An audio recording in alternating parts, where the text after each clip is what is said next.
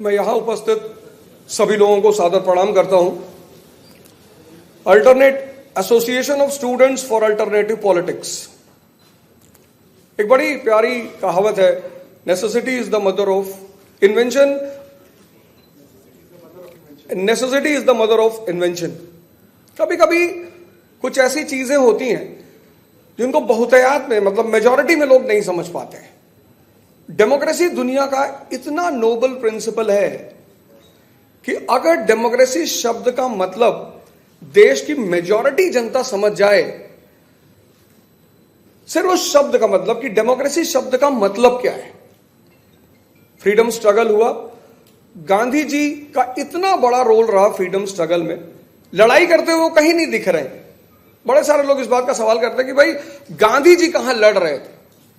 लड़ाई से बड़ा काम जो उन्होंने किया वो था अवेकनिंग और अवेयरनेस का काम।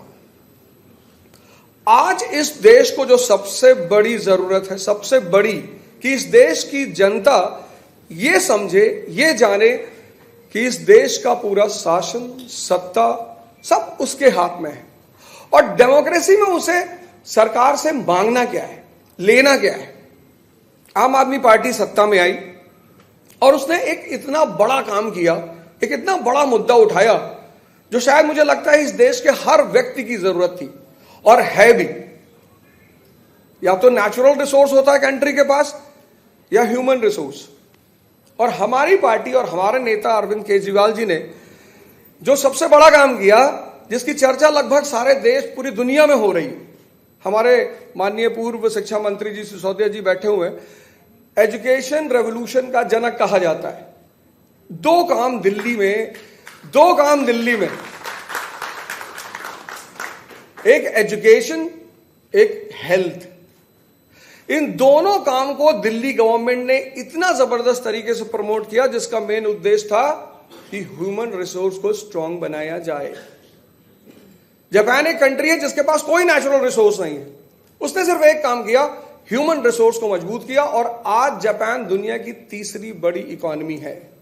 तो ये ASAP जो बनी है, उसके पीछे जो उद्देश्य है, मेन उद्देश्य, कि इस देश की जनता को इस बात का एहसास दिलाना है कि आप शासक हैं और आपको सरकार से किन चीजों की मांग करनी है, क्या चाहिए आपको।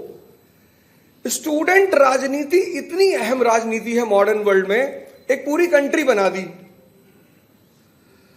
एक नाम शायद आपने सुना होगा, माज़नी, बहुत फेमस नाम है इटली के इतिहास में। मतलब कोई इमेजिन नहीं कर सकता था कि 1850 के बाद इटली एक नेशन बनेगा। लेकिन माज़नी एक कॉन्सेप्ट लेकर आया, young Italy movement, down filtration. Student को समझाएंगे सारी बातों को कि ये हमारा उद्देश्य है, ये हमारा एजेंडा है, और स्टूडेंट उस उद्देश्य को जनता को समझाएंगे। इसी यंग इटली मूवमेंट से भारत में एक मूवमेंट हुआ, young Bengal movement, Henry Vivian Derozio, young Turkey movement. इन सारे मूवमेंट का एक ही उद्देश्य था कि स्टूडेंट को देश की राजनीति से सक्रिय तौर पर जोड़ा जाए और देश की जनता को जागृत किया जाए। मैं आशा करता हूं कि ASAP भारत के इतिहास में इसी भूमिका को अदा करेगी और इस देश की जनता को जागृत कर प्रजातंत्र को मजबूत करेगी। जय हिंद, जय भारत।